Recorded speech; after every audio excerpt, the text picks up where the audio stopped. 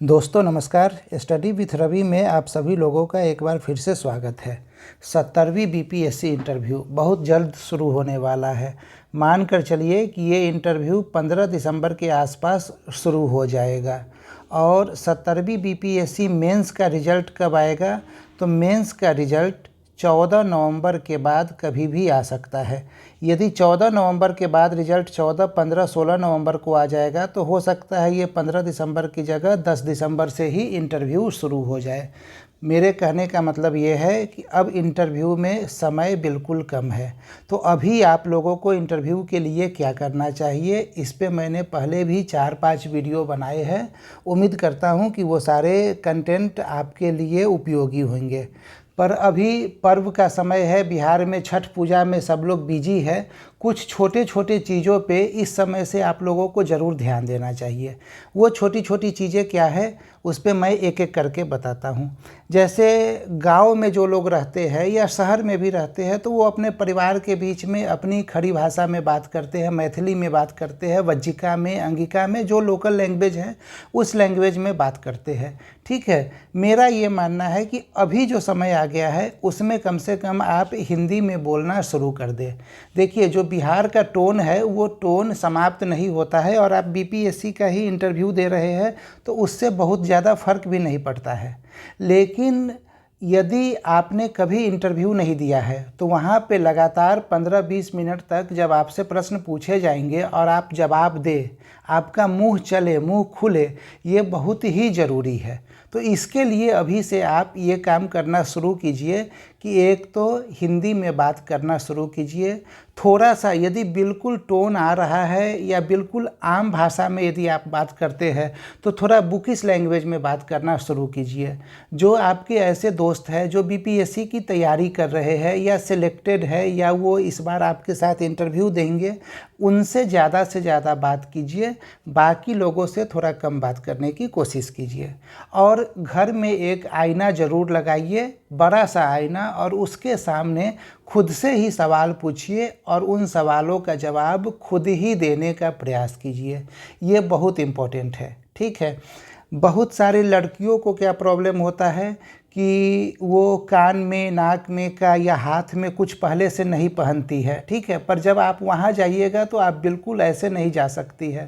तो आप साड़ी पहनिएगा या सलवार कुर्ती पहनिएगा तो साथ में ये बाला डालने का अभी से ही प्रयास करते रहिए कि हाथ में यदि बाला है, कान में पहने हुए है, नाक में पहने हुए है तो आप उसके साथ सहज है। क्योंकि यदि आप पहले से कभी नहीं पहनी रहिएगा और एकाएक आपको वहाँ पे पहनना पड़ेगा तो फिर थोड़ी सी सहजता में दिक्कत हो जाती है। लगता है कि कुछ नया सामने में पास में आ गया है और फिर आप असहज हो जाइएगा। ऐसे ही लड़कों के साथ भी है। लड़कों के लिए क्या है कि वो जीन्स टी शर्ट पहन लिए चले गए कहीं पे। यदि फॉर्मल पैंट शर्ट पहनने की आदत नहीं है और ख़ास करके जूता, फॉर्मल शूज पहनने की आदत बहुत ही कम होती है जनरली तैयारी के दौरान, तो बीच बीच में कभी कभी तैयार होइए खुद के लिए ही। ऐसा नहीं है कि अभी आपको सूट खरीद लेना है इंटरव्यू के लिए। जो घर में आपके पास पैंट शर्ट है वो फॉर्मल तरीके से पहनिए, जूता पहनिए और कहीं से घूम के चले आइए, ताकि जब आप वहाँ पे इंटरव्यू के लिए जा रहे हैं और अंदर इन कीजिएगा तो आप अपने कपड़ों के साथ सहज रहिएगा। ये ना हो कि जूता चुभ रहा है या जूता पहनने में असहजता फील हो रही है, क्योंकि आप उस समय असहज भी रहिएगा तो आपको मुस्कुराते हुए ही गुड मॉर्निंग सर या शाम का टाइम है तो गुड इवनिंग सर बोलना है सब लोगों को और अपने असहजता को छिपा लेना है।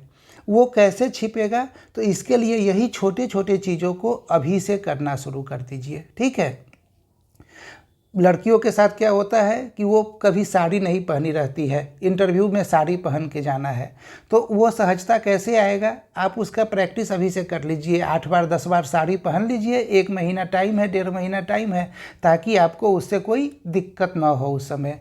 और सबसे इम्पोर्टेंट बात यही कि आईना लीजिए, खुद ही सवाल पूछिए, आपको अब मोटा मोटी सिर्फ आपने मेरे वीडियो को ही देख लिया होगा तो आपको एक आइडिया लग गया होगा कि सवाल किस प्रकार से पूछे जाएंगे। आप उन्हीं सवालों को खुद से पूछिए और जवाब भी आप खुद ही दीजिए, और फिर ये पता लगाइए खुद से कि क्या जो मैं जवाब दे रहा हूँ वो जवाब से एग्जामिनर, वहाँ पे इंटरव्यू पैनल के एक्सपर्ट संतुष्ट हो जाएंगे।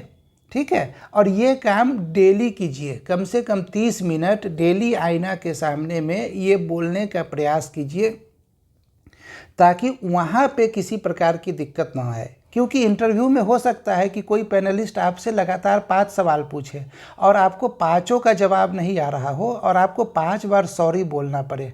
यदि 5 बार लगातार सॉरी बोलिएगा ना तो आपका कॉन्फिडेंस खुद ब खुद कम हो जाएगा। तो वो कॉन्फिडेंस कम कैसे नहीं होगा, इसके लिए आप खुद से अभी से ही तैयार होकर जाइए। ठीक है, आईना के सामने बोलिए और तैयार होइए। कुछ ऐसे सवाल भी पूछिए जिसके उत्तर आपको स्पष्ट पता नहीं है। सॉरी कभी भी सिर्फ सॉरी बोलकर नहीं छोड़िएगा, ये बोलिएगा ज़रूर कि सॉरी सर, मुझे अभी पता नहीं है या मुझे अभी याद नहीं आ रहा है, मैं घर जाकर इसे रिवाइज कर लूँगा। ये आपका पूरा उत्तर होना चाहिए हमेशा। तो इन छोटी छोटी चीज़ों पे जो बेसिक बातें हैं उस पे आप लोगों को इस पूजा के दौरान भी ध्यान रखना है, जिससे आपको इंटरव्यू में निश्चित रूप से फ़ायदा होगा।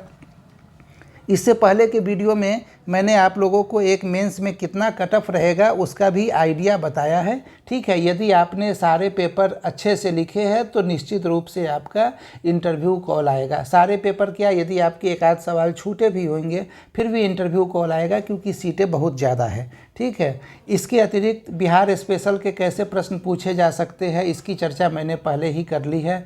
ठीक है, करंट के कैसे सवाल आ सकते हैं और कौन कौन से आयाम आपको तैयार करने चाहिए, ये सारी चीज़ें मैंने अपने पुराने वीडियो में चर्चा कर लिया है। तो आप उन वीडियो को देख सकते हैं जिससे आपको इंटरव्यू के लिए एक अच्छे से तैयारी हो सके। पोस्ट प्रेफरेंस के बारे में अभी मैंने कोई वीडियो नहीं बनाया है कि पोस्ट प्रेफरेंस से कैसे सवाल पूछे जा सकते हैं।